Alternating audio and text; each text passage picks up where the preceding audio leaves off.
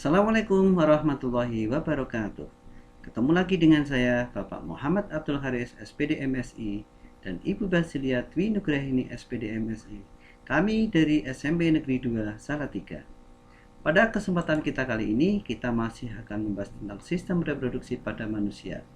Adapun bagian yang kita pelajari pada kesempatan ini adalah struktur dan fungsi sistem reproduksi pada manusia.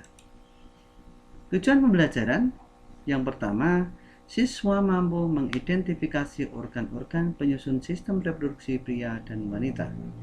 Yang kedua, siswa mampu menjelaskan fungsi organ-organ penyusun sistem reproduksi pria dan wanita. Yang ketiga, siswa dapat mengidentifikasi proses pembentukan sel sperma dan sel telur. Dan yang keempat, siswa dapat mendeskripsikan siklus menstruasi. B. Struktur dan fungsi sistem reproduksi manusia.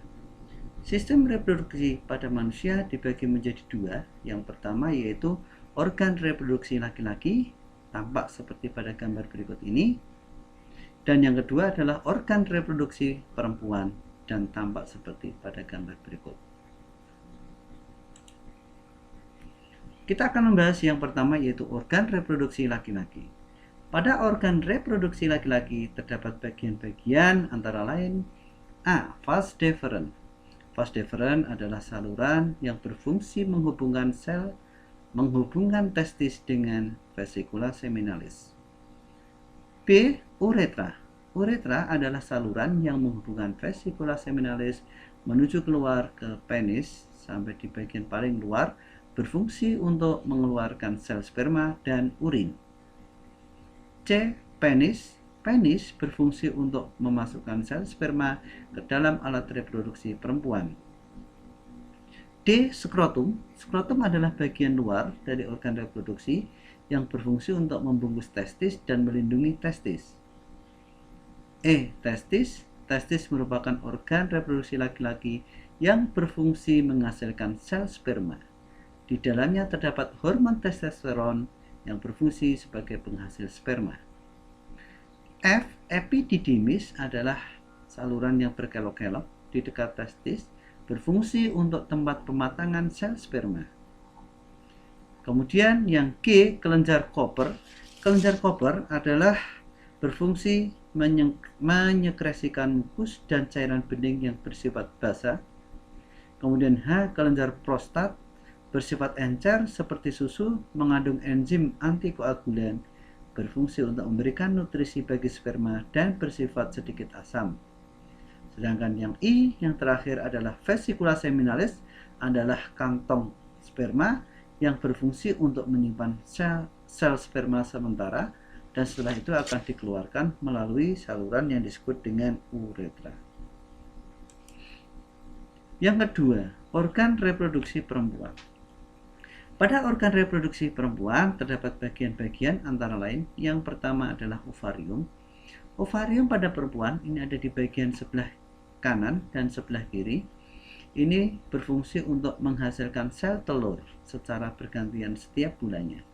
Ketika sel telur tersebut sudah matang, maka sel telur ini akan dilepaskan dan akan ditangkap oleh infundibulum atau rumbai-rumbai infundibulum. Kemudian sel telur yang sudah ditangkap tadi akan berjalan menuju tuba Fallopi. Tuba Fallopi merupakan saluran yang berfungsi untuk proses fertilisasi. Jadi ketika sel telur berjalan melewati tuba Fallopi dan kebetulan ada sel sperma yang masuk berenang ke sini, kemudian sel sperma membuahi sel telur, maka sel telur ini akan tetap berjalan menuju ke rahim. Ini adalah rahim, tempat tertanamnya janin atau tempat pertumbuhan janin.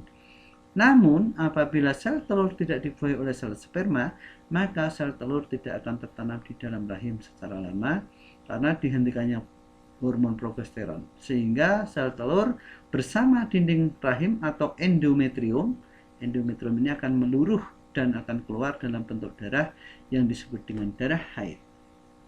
Kemudian bagian organ reproduksi perempuan yaitu serviks atau mulut rahim. Ini bagian yang membatasi antara rahim dengan vagina. Vagina ini adalah bagian alat reproduksi perempuan yang terletak paling luar. Lanjutkan yang ketiga, proses yang berlangsung di dalam organ reproduksi laki-laki dan perempuan. Yang pertama yaitu spermatogenesis. Pada organ reproduksi pria berlangsung proses spermatogenesis, yaitu proses pembentukan sel kelamin jantan atau sel sperma. Spermatogenesis diawali oleh sel-sel primordial membelah membentuk spermatogonium. Spermatogonium di sini bersifat diploid, artinya 2N. Di sini ada kromosom tubuh dilambangkan dengan A besar dan A kecil, dan kromosom kelamin XY. XY ini menandakan bahwa dia berjenis kelamin laki-laki. Spermatogonium akan membelah secara mitosis menghasilkan spermatosit primer. Di sini masih ada kromosom autosomnya, kromosom tubuhnya masih berpasangan A besar dan A kecil, kemudian kromosom seksnya, kromosom kelaminnya juga masih berpasangan antara X dan Y. Ini masih bersifat diploid atau 2N. Spermatosit primer akan membelah secara meiosis, membelah menjadi dua, yaitu disebut dengan spermatosit sekunder.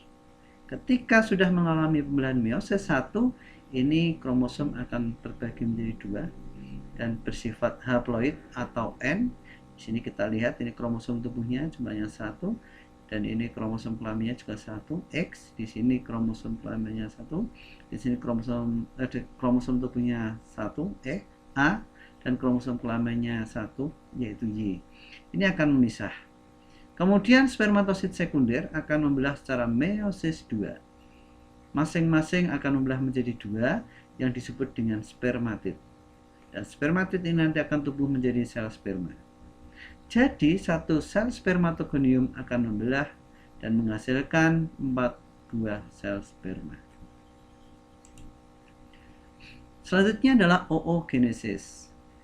Pada organ reproduksi wanita berlangsung peristiwa oogenesis, yaitu proses pembentukan sel telur atau ovum. Oogenesis dimulai dari pembelahan sel induk telur atau disebut dengan oogonium. Oogonium di sini bersifat diploid atau 2N. Oogonium akan membelah secara mitosis menghasilkan oosit primer. Ini juga masih bersifat diploid atau 2N. Oosit primer kemudian akan membelah menjadi 2, yaitu melalui tahap meiosis 1 akan membentuk badan polar pertama atau first polar body, dan secondary oosit, badan polar pertama dan oosit sekunder. Terjadi perbedaan bahwa di sini ukurannya lebih besar dibandingkan dengan yang ini. Selanjutnya oosit sekunder dan badan polar pertama ini masing-masing akan membelah. Badan polar pertama akan membelah menjadi badan polar kedua, dan oosit sekunder akan menghasilkan ovum dan badan polar yang kedua. Pada pembelahan ini atau pada pembentukan sel telur oogenesis, nanti yang akan menghasilkan sel telur hanya 1, sementara badan polar 2 dari 1, 2, 3 ini nanti akan mengalami degradasi atau menghilang. Sehingga dapat disebutkan bahwa peristiwa oogenesis, satu oogonium akan menghasilkan satu sel telur yang berfungsi sebagai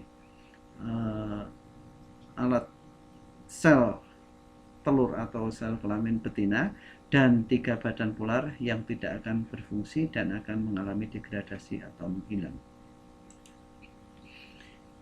Selanjutnya, menstruasi. Seorang wanita dewasa setiap bulan melepaskan satu sel telur matang dari salah satu ovariumnya. Apabila tidak terjadi fertilisasi, akan terjadi perdarahan yang disertai luruhnya sel telur dan lapisan endometrium. Perdarahan ini disebut dengan menstruasi. Menstruasi terjadi secara periodik sehingga disebut siklus menstruasi. Pada umumnya, siklus menstruasi berlangsung selama 28 hari. Adapun siklus menstruasi adalah sebagai berikut. Di sini digambarkan sebagai hari ke-0 sampai dengan hari ke-28. Ini adalah siklus menstruasi. Pada siklus menstruasi itu terbagi menjadi 3 tahap. Yang pertama yaitu tahap menstruasi, yaitu pada hari pertama sampai hari ke-6. Ditandai dengan meluruhnya dinding rahim karena tidak dihasilkannya hormon progesteron. Dan pada fase menstruasi ini akan dihasilkan hormon FSH, follicle stimulating hormone, untuk mematangkan sel telur. Kemudian tahap yang kedua yaitu pada hari ke-7 sampai hari ke-14 itu disebut dengan fase proliferasi dan ovulasi. Pada fase ini FSH menurun digantikan dengan estrogen yang mulai meningkat. Estrogen ini berfungsi untuk menebalkan dinding rahim. Dan pada hari ke-14 atau 13-14 ini hormon LH akan meningkat drastis. Hormon NH, luteinizing hormone, ini berfungsi untuk merangsang sel telur untuk keluar atau peristiwa ovulasi.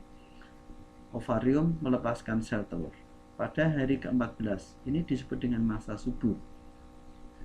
Setelah hari ke-14, maka kita akan masuk ke tahap yang ketiga yaitu hari ke-15 sampai hari ke-28. Disebut dengan fase sekresi.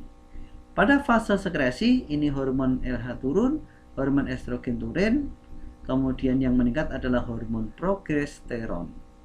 Hormon progesteron berfungsi untuk menebalkan dinding rahim. Jika terjadi pembuahan, maka progesteron ini akan meningkat terus untuk menebalkan dinding rahim. Sedangkan jika tidak terjadi pembuahan, maka progesteron akan turun, tidak akan diproduksi, dan akan kembali lagi ke siklus awal yaitu siklus menstruasi. Selanjutnya adalah fertilisasi. Sebulan sekali ovarium melakukan ovulasi, yaitu pengeluaran sel telur matang yang berupa oosit sekunder. Sel telur ini siap dibuahi oleh sel sperma. Peleburan antara sel telur dengan sel sperma disebut pembuahan atau fertilisasi. Fertilisasi terjadi di dalam tuba Fallopi dan menghasilkan zigot. Jadi di tuba Fallopi tempat terjadinya proses fertilisasi, dan jika sel telur sudah dibuahi maka akan tertanam di dalam rahim membentuk zigot dan janin selama 9 bulan 10 hari. Ketika di dalam rahim itu ternyata janin memiliki membran pelindung, antara lain adalah korion. Korion adalah membran terluar yang melingkupi embrio. Korion dan jaringan endometrium uterus membentuk plasenta atau organ pemberi nutrisi bagi embrio. Selanjutnya yang kedua adalah amnion. Amnion adalah membran dengan bentuk langit-langit berongga yang berisi cairan amnio atau ketuban. Cairan ini berfungsi menjaga embrio agar bisa bergerak bebas dan terlindung dari guncangan. Ini adalah cairan amnion sebagai pelindung dan tempat bergeraknya janin. Kemudian yang ketiga adalah allantois. Membran berbentuk tali pusat, terdapat pembuluh darah yang menyalurkan zat makanan dan oksigen dari ibu. Selain itu berfungsi juga untuk mengeluarkan sisa metabolisme seperti karbon dioksida dan urea. Di sini adalah tali pusar, ya, berfungsi untuk memberi makanan kepada janin. Kemudian yang keempat adalah saccus vitellinus, yaitu membran berbentuk kantung yang merupakan tempat pembentukan sel-sel darah dan pembuluh darah pertama bagi embrio. Dengan adanya membran pelindung pada janin ini, maka janin akan mengalami kenyamanan sehingga aman selama 9 bulan 10 hari janin berada di dalam kandungan ibunya. Maka setelah itu dia akan lahir ke dunia dan akan membentuk individu baru. Baik anak-anakku, sampai sekian dulu penjelasan dari Bapak, dan kita akan lanjut minggu depan yaitu tentang penyakit atau kelainan pada sistem reproduksi. Dari kami sampaikan cukup sekian. Wabillahi taufiq wal hidayah. Wassalamualaikum warahmatullahi wabarakatuh.